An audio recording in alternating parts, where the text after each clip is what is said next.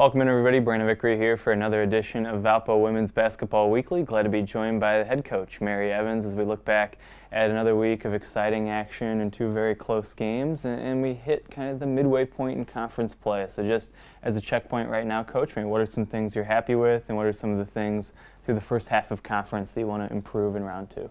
I think the improvement area that we want to focus on moving through the second half is continuing to work on improving our defense. I think our offense is coming around. I think our team is learning what we would like to try to do and how we would like to play. I think they're doing a much better job sharing the basketball than they were just a couple weeks ago. And I think moving forward, we want to really focus on kind of shoring up some defensive principles and getting better in that area as we move from this point in the season through the end of the season, so we can kind of take that into the off season and continue to improve that side of the ball moving forward. Great 3-point win on Friday over Bradley, 3-point loss to Illinois State on Sunday, and the continuation of playing close games. 7 games this year decided by 5 points or fewer. As a first-year head coach, what's it been like to coach in all these games that come down to the final few minutes? Very nerve-wracking, but it's been a really great experience, I think, for myself. It's been a great experience for this team. They've been in positions where they have had opportunities to make plays. Sometimes we have, sometimes we haven't. So I think it's a great opportunity for us to be in those positions and to learn from those positions and to get more comfortable being in those positions. Because obviously, as you move forward, as we get better within this program and we're playing in more significant games, those games come down to those plays, and we'll have more confidence in being able to make those plays, hopefully moving forward. You hear coaches talk about teams learning how to win and teams that haven't won a lot in the past when you're trying to turn it around. What did you see on Friday night in terms of an ability to close out a game, and how do you capture that moving forward? I thought they did a fantastic job Friday night. There was a play late in the game that went one way and then was overruled, and I thought they could have let that affect them, and they did, and they stayed together. I thought they handled the end of the game situations much better with much more composure than we have earlier in the season, and then sunk really big free throws late. So I couldn't have been prouder of the way they handled the end of the game on Friday, and I couldn't have been prouder of the way they came back yesterday. They were in a position in the second half where they could have just laid down and quit, and they didn't. They fought, they came together, and they got themselves back in a position to win the basketball game, and we just couldn't quite make enough plays late to do that.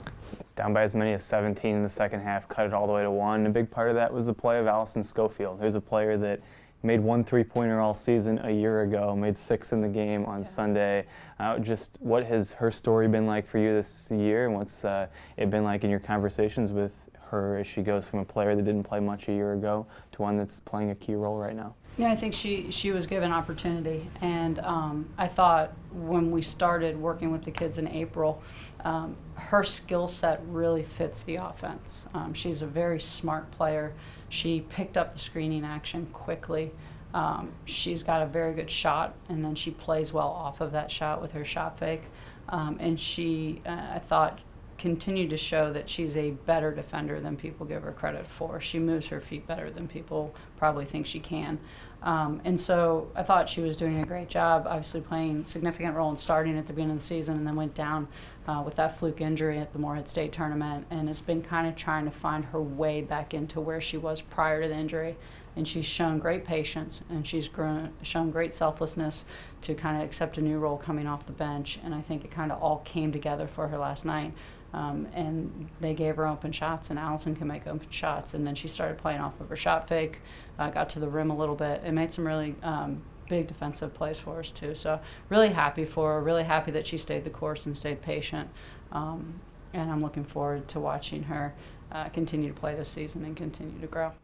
The rest of the way, you'll be playing teams you've already played once this year. How's it different from the first meeting to the second meeting from a preparation standpoint as you get ready for these games? Well, I think for both teams, you have a better understanding of how the team is going to play. You've seen it in person. You understand the physicality. Sometimes it's hard to really understand physicality on film. We'll understand the physicality of the game a little bit better.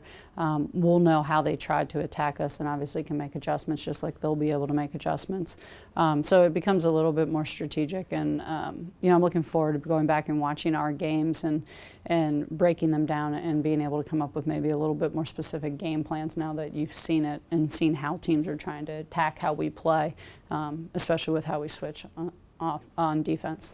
Next opponent is Drake. It's the team that set the standard in this league, but they lost to Missouri State last week. A week before that, Indiana State played them down to the wire. What formula have those teams used to find some success against Drake? Yeah, I think both Indiana State and Missouri State are very good basketball teams. I mean, Missouri State has got great guard play. They've got great post play. They can all, Missouri State can shoot the basketball. So, I think they did a great job attacking them. I thought we, for 3 quarters against Drake, did a nice job playing with them. It was an initial first quarter that kind of put it away for them. And so we just need to do a better job of coming out from the tip and being ready to compete and do the things that worked for us and that were successful, and then continue to try to make more plays against them defensively. And so it's going to be exciting to kind of see how we've improved over the last couple of the weeks and go into this game at home in front of our fans and see what we can do. 2 home games this weekend. Valpo plays Drake 5 o'clock the start time on Friday, and then UNI will be in for an 11 a.m. tip on Sunday. Until then, for all the latest in Valpo women's basketball, check out valpoathletics.com.